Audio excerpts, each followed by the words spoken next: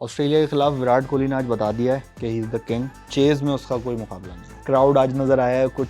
आज के मैच में विराट कोहली ने सिर्फ इंडिया को नहीं बचाया, मुझे लग रहा है इस फॉर्मेट को भी बचा लिया। मजा आ गया है। कैच तो छूटते हैं, luck is always a part of success.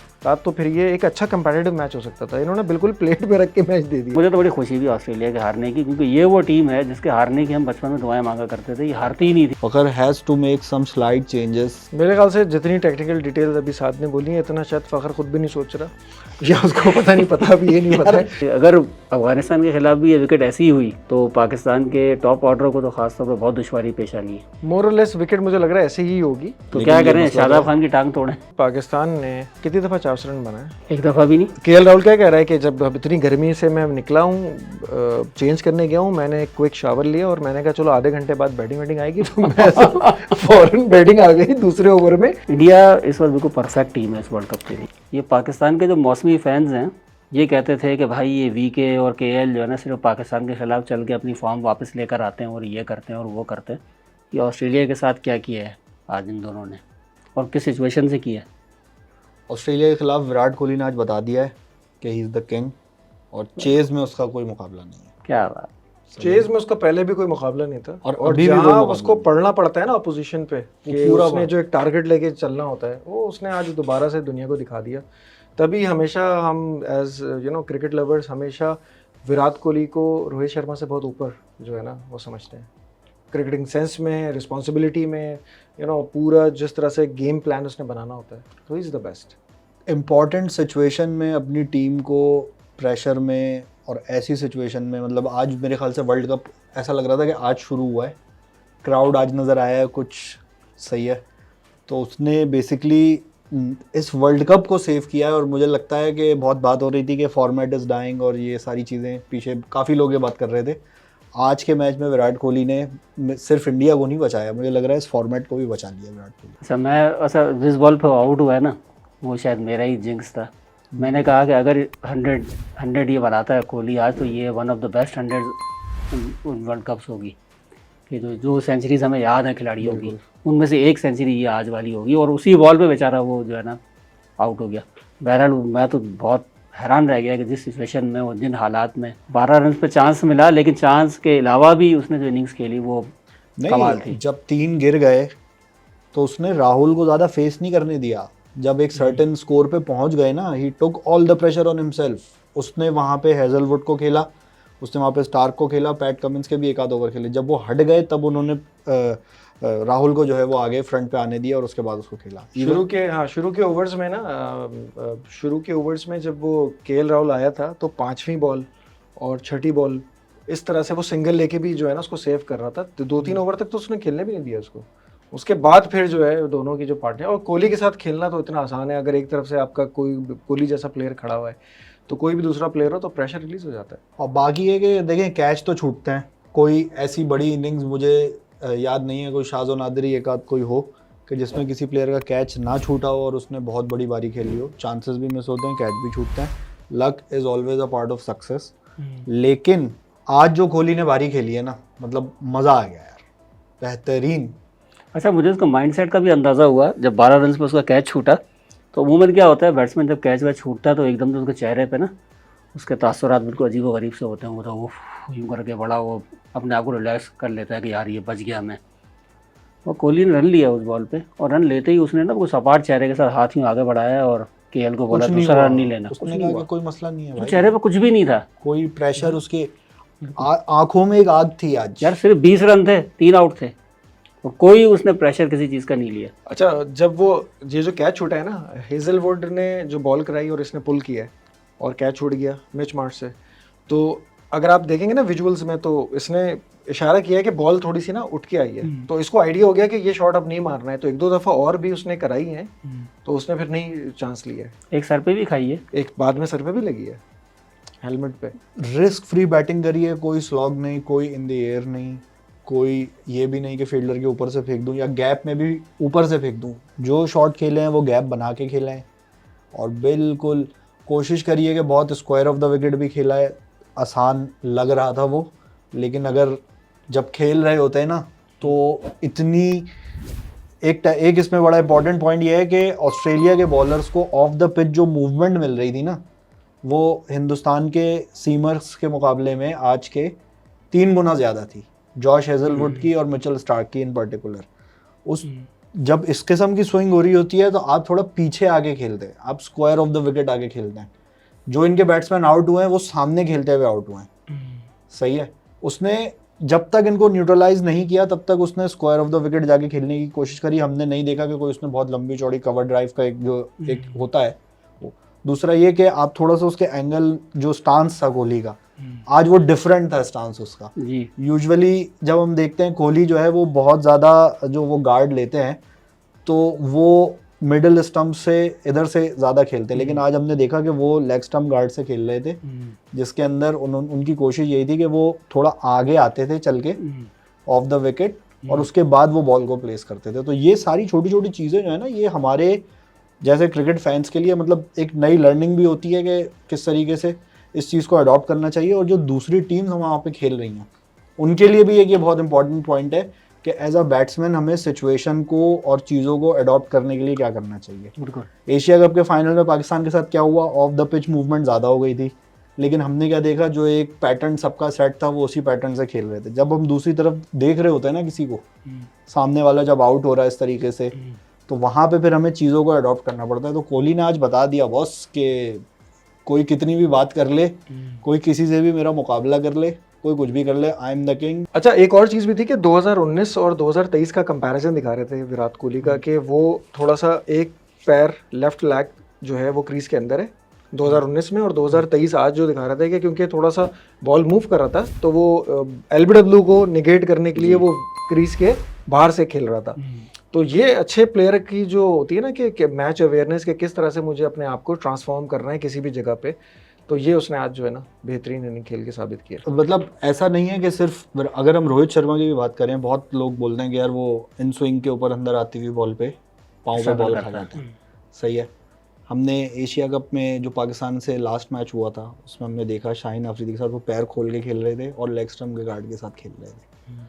तो ये बहुत इंपॉर्टेंट चीज़ें मैटर करती हैं, पर्टिकुलरली उन प्लेयर्स के लिए जो रन नहीं कर पा रहे। जैसे फ़खर है हमारे पास, Fakhar has to make some slide changes like his back left, like his stance, like his guard.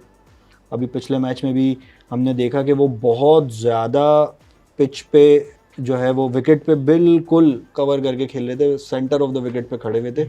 तो आउटसाइड द ऑफ स्टंप के शॉट की तो इक्वेशन ही ख़त्म हो जाती है ऐसी सूरत में, आप लेग पर ही खेलोगे। तो बॉलर को पहले से पता होता है कि आपके इस स्टैंस का मतलब क्या है। इंटरनेशनल क्रिकेट खेल रहे हैं ना भाई, गली के अंदर तो नहीं खेल रहे ना। तो ये कुछ पॉइंट्स हैं। This is why world cup और लंबी क्रिकेट का जो फॉर्मेट है ना वो ज़्यादा मज़ेदार है।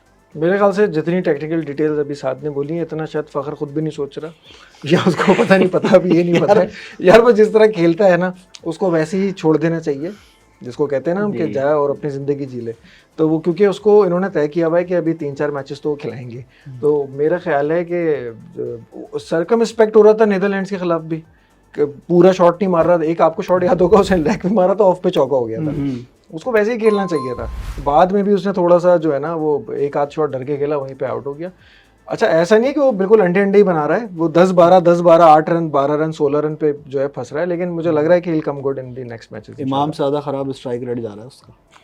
यार देखें, इमाम जो है वो तो एक बॉलर्स ने उसको टारगेट कर लिया है, बाउंसर, और वो भी लेग साइड, जो हाफ ट्रैकर या लेग स्टंप पे पिच कर रहा है, भाई बॉडी 10 में से 8 डिसमिसल ऐसे ही है। बॉडी लाइन पे हम उसको हमेशा देखते हैं वो फंसता है। विजय शंकर, आपको याद है कोई एक प्लेयर आया था 2019 पहली बॉल पे आउट कर दिया था। कहाँ आउट किया था उसने? वही वाला चलते हुए बाहर आ रहे थे, पाँव पे बॉल लग गई। असल में वो जब दिखाते हैं ना रिप्ले, और अभी भी इमाम के साथ ये इशू है कि उसका हेड जो है ना वो बिल्कुल बॉल की साइड से नीचे चला जाता है। एग्जैक्टली। तो यार 4 साल हो गए उस चीज़ पे काम नहीं किया, तो नहीं उस पे काम किया नहीं, मतलब उसको तो देख के इतना गुस्सा आता है बाज दफ़ा मुझे कि भाई आपका bat line of the ball पे भी नहीं आया, आपका बैट चल रहा है बिल्कुल आपकी पाँव के इस तरफ और बॉल आपके पाँव पे पीछे लग रही है। विजय चंगर ने बॉलिंग कराई क्यों थी याद है? बस यार वो कोई पहले होता है ना, जैसे 7.1 ओवर हो गए तो कोई बॉलर को हल्की फुल्की निकल हो गई तो वो नहीं करा रहा था, उसकी जगह रिप्लेस विजय शंकर ने और वो विजय हो गया, वहाँ पे जीत गए वो, वहाँ पे विजय मिल गई। हाँ। लेकिन आज जो विकेट चेन्नई में देखी हमने, उस विकेट ने तो अच्छा खासा हमें खतरे की घंटी बजा दी है अफगानिस्तान के खिलाफ मैच के हवाले से। अगर अफगानिस्तान के खिलाफ भी ये विकेट ऐसी ही हुई तो पाकिस्तान के टॉप ऑर्डर को तो खासतौर पर बहुत दुश्वारी पेश आनी है। मोर और लेस विकेट मुझे लग रहा है ऐसे ही होगी। और ये वाली विकेट ये तो डस्ट बाउल था। ये तो बिल्कुल ऐसे ही था, टेस्ट मैच वाली विकेट थी जो आप सही बात हो रही थी ना कि वो पांचवें पांचवें दिन दिन का की, मैच बिल्कुल लग रहा है। अच्छा वैसे इसमें मसला क्या है अगर ऐसी विकेट है तो? ऐसी विकेट ये है कि हमारे माशाल्लाह से स्पिनर तीनों जो है ना बहुत ही अच्छे हैं। तो ये तो जब वर्ल्ड कप से पहले बोल रहे थे, अब रार को रिजर्व में डाला हुआ है और थोड़ी बहुत 19-20 इसमें ट्वीकिंग हो सकती थी। तो लेकिन क्या ये करें, मसला शादाब तो- खान की टांग तोड़ें। नहीं एक्चुअली मसला ये है कि देखें वर्ल्ड कप में एक तरफ 428-29 रन भी बन रहे हैं और रिकॉर्ड बन रहा है, 3 बना रहे हैं, और अगले दिन इस तरह का बिल्कुल एक सरप्राइज मिल रहा है। तो ये थोड़ा सा जो है ना बैलेंस नहीं हो पा रहा, क्योंकि पिछले 12-13 सालों में जब 2015 में भी वर्ल्ड कप हुआ ऑस्ट्रेलिया में, तो सबसे ज़्यादा 100 और सबसे ज़्यादा जो है ना रन वहाँ पे बने। तो अब तीन ये जो मरतबा फ्लैट 400 बना ट्रैक्स था। बनते हैं ना 3 दफ़ा ऑस्ट्रेलिया में ऑस्ट्रेलिया में बनना कितनी बड़ी बात है, सबसे ज़्यादा सेंचुरी, सबसे बहुत सारी चीज़ें हुई। जी। तो कहने का मतलब ये है कि इस तरह की विकेट 2023 में एक इतना बड़ा 45 मैचेस में से एक चौथा मैच हो रहा था और इस तरह का सारा कुछ हो जाए सेटअप, तो वो बात समझ में नहीं आ रही थी। ऐसा होना नहीं चाहिए, एक परफेक्ट बैटिंग स्ट्रिप होनी चाहिए ताकि वो दोनों के लिए बराबर। वर्ल्ड कप की तो सेटिंग पूरी बनाई हुई है ना, तो उस हिसाब से उन्होंने घेर घार के ऑस्ट्रेलिया को इधर ले आए। उनको पता था कि विकेट ने घूमना है, 3 स्पिनर वरना क्यों खिलाए थे। और सबसे बड़े चैंपियन तो हैं पैट कमिंस, उन्होंने टॉस जीत के खुशी खुशी बैटिंग कर ली और टॉस जब मैच हार गए तब भी कह रहे हैं कि हम अपने डिसीजन पे जो है ना बिल्कुल ओके हैं कि हमने सही किया था। तो ये वाली जो चीज़ थी ना, ये थोड़ी हजम नहीं हो रही। बंदा बाद में कह देता है कि यार हमने मिस रीड की पिच और हमें लग रहा था कि सेकंड इनिंग में ज़्यादा बेहतर स्पिन लेगी। मेरे ख्याल में जो बाद में सूरत हाल हुई है ना, उन्होंने वाकई में पिच को, कंडीशंस को भी मिसरीड किया है। पिच से बाहर जा रही है वाइड बॉल। नहीं भाई जब आपके पास एक ही रेलू कटा स्पिनर अगर जैम्पा की सूरत में है जो कि प्योर स्पिनर है, शादाब तो फिर भी ऑलराउंडर है ना, बैटिंग करता है, वो इस विकेट पे बिल्कुल बेतुकी गेंदे कर रहा है, फुल पिच गेंदे कर रहा है, बिल्कुल फुल टॉस कर रहा है, टॉस कर और उस्मान कादिर बना हुआ है राइट आर्म फुल टॉस। तो बात यह है कि पहली इनिंग में शायद कुछ कर जाते ये लोग, और इंडिया को शायद 250, चलो 200 पे तो नहीं आउट करते, लेकिन 250 पौने 300 के करीब। और सेकंड इनिंग में ये अगर शुरू का स्पेल निकाल लेते साथ, तो फिर ये एक अच्छा कंपेटिटिव मैच हो सकता था। इन्होंने बिल्कुल प्लेट पे रख के मैच दे दिया है। नहीं नहीं, मैच तो खैर कम्पिटिटिव हुआ है। कंडीशंस जो नहीं है नहीं ना, यार, वो कोहली और केएल को आप क्रेडिट दें इस बात का। नहीं नहीं credit देखिए, तो बात है ये नहीं है, बात ये है कि उन्होंने- at the end of the day 6 wicket से जीत गया ऑस्ट्रेलिया, इंडिया 10 ओवर पहले जीत गया। काहे की कंपेटिटिव, वो तो कंपेटिटिव 15-20 मिनट मेरे ख्याल में स्कोर बोर्ड पे आपको लग रहा है कि कम्पिटिटिव नहीं है, लेकिन वो वैसे मेरे ख्याल में उन्होंने बहुत ही लाजवाल किस्म की इनिंग्स खेली है दोनों ने। पिच 300 वाली तो थी नहीं, बिल्कुल नहीं थी। ये तो 250 से 275 के वाली विकेट थी। कि मेरे ख्याल से तो इसमें 250 के अंदर अंदर भी अगर 240 भी कर लेते ये ऑस्ट्रेलिया, तो चीज़ें जो है वो थोड़ी सी कंट्रोल में इनके आ सकती थी। लेकिन मसला इनके पास क्या हुआ, मसला इनके पास ये हुआ कि देखें, अगर ये दोपहर में खेलते तो दोपहर में जिस किस्म की गर्मी पड़ रही थी, तो इनको 40 ओवर तो फास्ट बॉलर से कराने थे। बिल्कुल, वो तो पॉसिबल ही नहीं था। हम इस तरह की कंडीशंस में बेंगलोर में, चेन्नई में जब भी मैचेस होते हैं इनके, तो टेस्ट मैचेस के अंदर जो कोई भी बैट्समैन अगर खड़ा हो जाता है ना पूरे दिन के लिए, तो उसका 5-5 किलो वजन कम हो जाता है एक दिन में। इस किस्म की आपने humidity तस्वीर तो देखी ना, वो यार मैं थोड़ा तस्वीर सा देखी ना स्टीव स्मिथ और डेविड वार्नर की, नहीं नहीं कि छतरी आई हुई है, कुर्सियां आई हुई हैं और वो देखिए तौलिए रखे हुए हैं। एक्सट्रीम लेवल पे थी। लेकिन यही ऑस्ट्रेलिया की टीम के 9 प्लेयर 11 प्लेयर IPL में खेल चुके हैं, दोपहर ये में खेल चुके हैं, टेस्ट मैच खेल चुके हैं, 5-5 मैचों की सीरीज खेल चुके हैं। वो तो सुबह 9 बजे से 5 बजे खेलना है, इसमें ये बच सकते थे, मेरा ख्याल ये है। लेकिन खैर वो जब at the end of the day खुश हैं, और उन्होंने अपनी कैलकुलेशन में चलकर ऑस्ट्रेलिया ने किया कि वो कहाँ पे।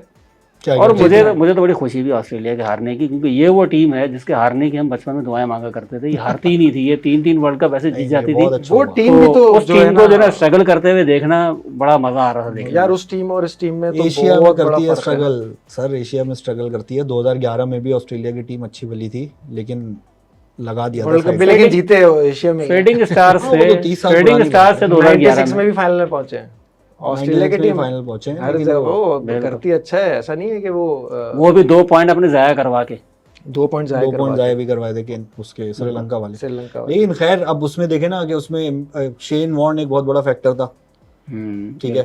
और इस तरह के प्लेयर अब इनके पास कहाँ रह गए। इनकी जो अभी बेसिकली सारी जो इनकी ताकत है ना, वो 5 लोगों के इर्द गिर्द घूम रही है। डेविड वार्नर के, स्टीव स्मिथ के, स्टार्क, हेजलवुड और कमिंस, सही है।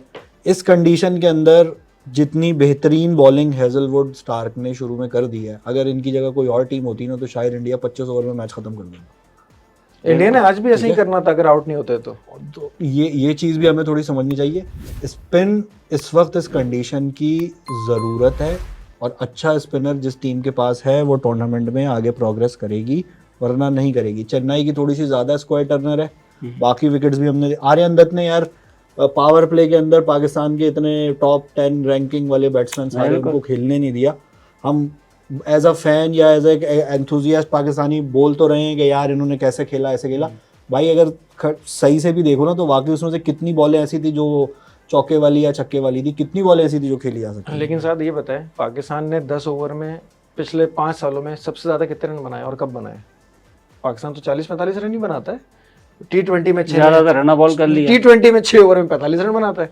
सही कब है, अब क्या कब हुआ? कब चले ना, अब इंग्लैंड के सॉल्ट और वो लोग यहाँ पे जब आए, जो ओपनर थे दूसरे, उन्होंने 6 में 96 बना दिए एक T20 में, यहाँ पे याद होगा आपको, जो 180 का टारगेट 15 मैचेस के लिए। पाकिस्तान ने 23 मैचों में कोई छक्का नहीं मारा यार। अच्छा एक सवाल 1 से 10 ओवर तक फखर जमानी मारता है, वो भी नहीं मार रहा। इमाम तो छक्कों से जरा सा गुरेज करते हैं, और बाबर तो डॉक्टर ने मना किया ना उनको छक्के खाने से। देखें हम छक्के खाने से मना किया, छक्के मारने से।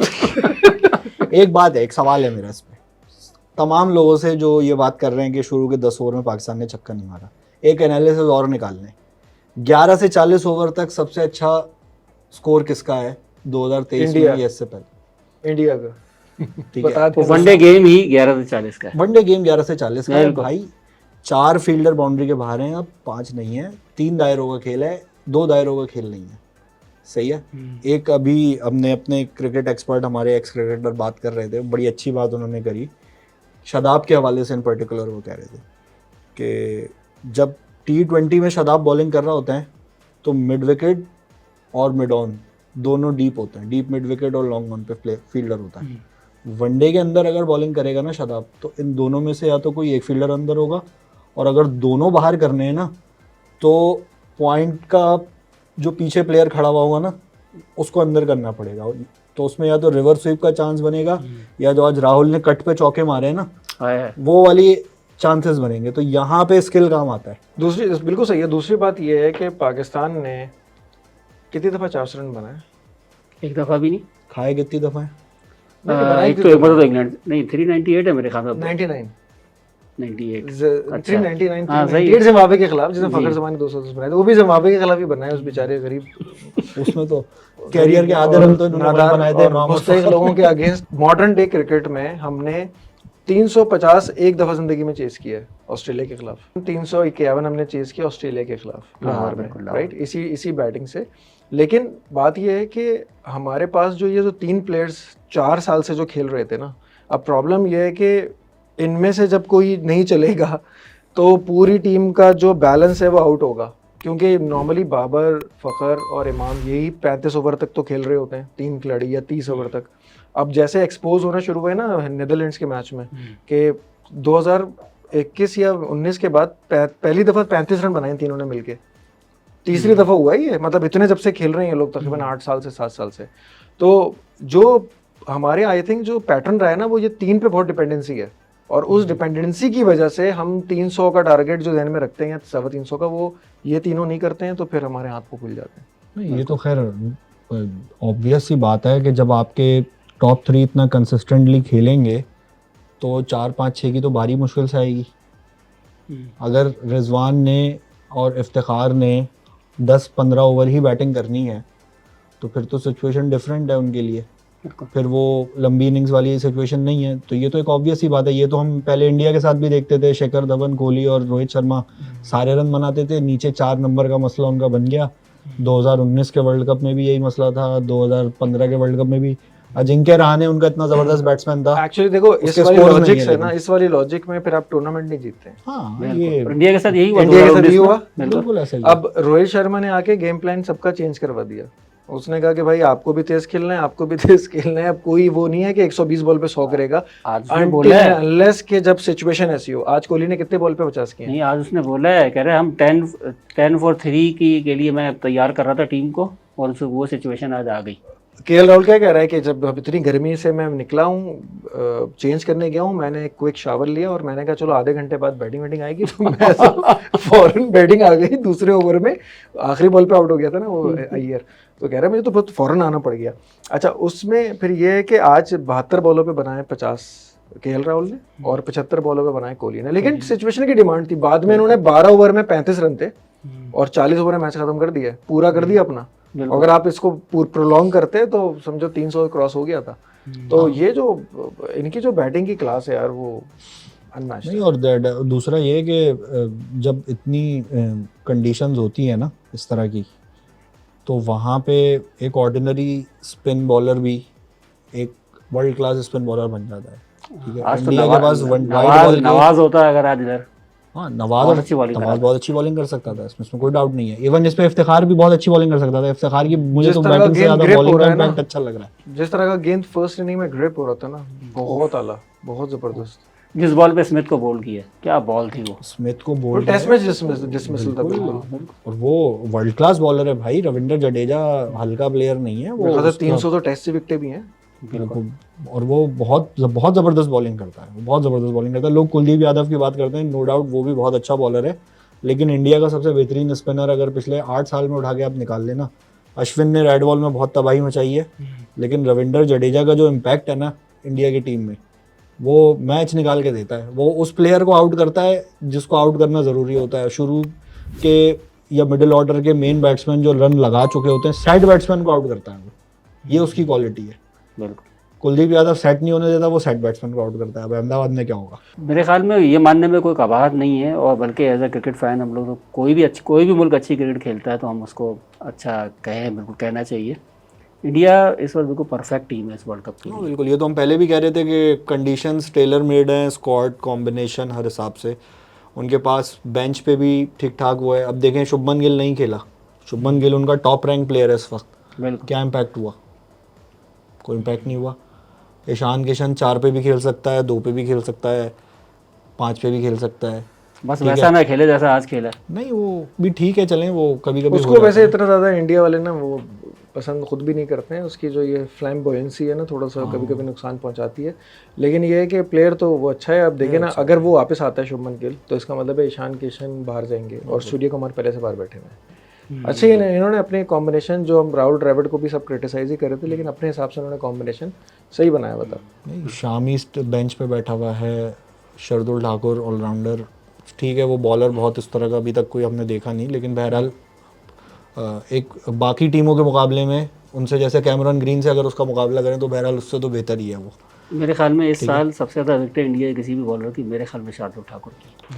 असल में जब आपका अच्छी टीमों से मैच जब होता है ना, तो ज़्यादातर जो है आपके एक्सपोज हो जाते हैं एरियाज जो कि वीक होते हैं ऑब्वियसली। लेकिन यहाँ पे ये ज़रा देखने वाली बात है कि कुछ टीमों के मैचेस बहुत अच्छी टीमों से भी हुए हैं और कुछ टीमों के बहुत ही जो है ना वो मिनोज से हुए हैं, या जो क्वालिफायर से हुए। जो पाकिस्तान का मैच था, ऑब्वियसली पाकिस्तान अभी तक क्योंकि बच गया, जीत भी गए हम और सारा कुछ हो गया, लेकिन जब तक 3-4 मैचेस नहीं होंगे ना एटलीस्ट, जब आप जैसे पाकिस्तान श्रीलंका से भी खेल ले अभी एक मैच, और जैसे कल नेदरलैंड्स न्यूजीलैंड वाला मैच हो जाए या इंग्लैंड का एक और मैच हो जाए, तो थोड़ा सा हमें ज़्यादा आसानी हो जाएगी। लेकिन ये बात ठीक है कि अभी इंजरीज का जो ये मामला चल रहा है ना, अभी न्यूजीलैंड की टीम में भी एक सिलेक्शन डायलेमा आ सकता है।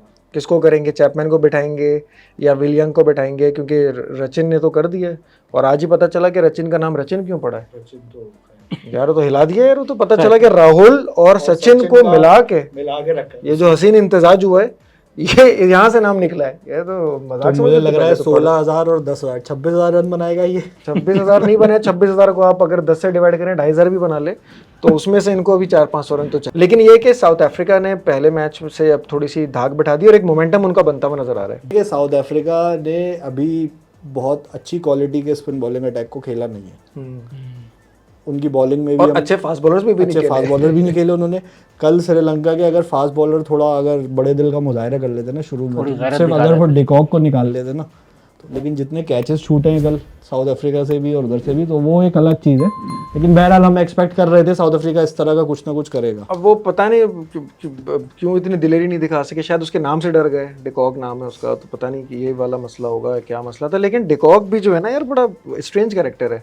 हमेशा कोई ना कोई उसमें फंसा रहता है। और साउथ अफ्रीका ने कल यार जो 100 रन बनाए वो 18 ओवरें बनाए, 18 से 19 ओवर के दरमियान। बाद में उन्होंने जो पेस पकड़ी है ना यार, 10 ओवर में 40 के करीब रन थे उनके। 10 में 40 और 17.3 में 100 के करीब उनके रन थे, एक आउट था। और वैंडर डुसन स्लो भी खेल रहा था, शुरू में उसने तेज खेला तो डिकॉक ने स्लो खेला, बाद में डिकॉक ने जो है ना जो है 100 तेज किया। लेकिन एंड में जो मार्करम और इन लोगों ने जो किया ना आके जबरदस्त। लेकिन कल की जो बैटिंग विकेट थी साथ वो सबसे ज्यादा आइडियल थी अभी के जितने भी मैचेस हमने देखे हैं।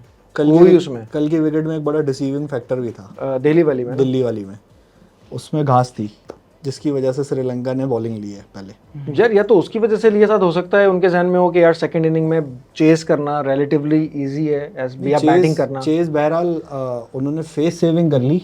कल जिस सिचुएशन में वो थे ना, बहुत बड़े मार्जिन से हार सकते बहुत बड़े मार्जिन से हार सकते थे वो, 200-250 रन से वो बड़ी अच्छी हेडलाइन थी ना, श्रीलंका बहुत अच्छा खेल के बहुत सारे रन बना के बहुत सारे रन से हार गया। रन तो बहुत बनाए थे उसके बावजूद भी मुझे तो डर था कि वो 250 रन से ना हार जाएं, क्योंकि जब 150 पे 5 आउट हो गए ना और फिर वो शनाका साहब आ गए तो वो भी कुछ लोग तो कप्तानी में ही खेल रहे हैं सिर्फ। यार आजकल वैसे हर टीम में ही ना T20 वाले, इंग्लैंड की टीम में आप देख लें कौन T20 वाला नहीं है। इंग्लैंड की टीम में उनके जो मेन प्लेयर हैं वो टेस्ट क्रिकेट खेलते हैं।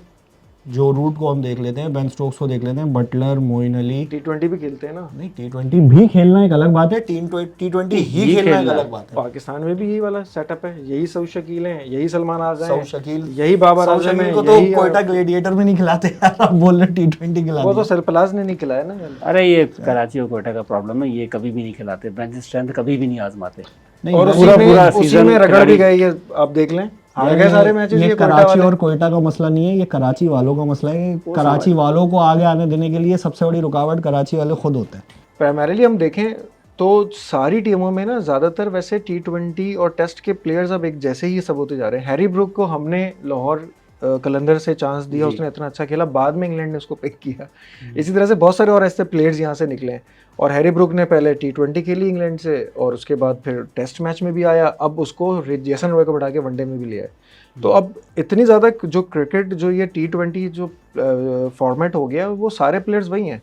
जो रूट ने अपना स्टाइल चेंज कर लिया टेस्ट मैच में खेलने का और रिवर्स स्वीप पे फास्ट बॉलर्स को वो 6 मार रहा है क्योंकि उसको लगा कि यार मैं इररेलेवेंट हो जाऊंगा। और डेविड मलान ने भी अपने स्ट्राइक रेट बेहतर करने के लिए काफ़ी ज़्यादा अपनी बैटिंग में ना इनोवेशन लेके आए।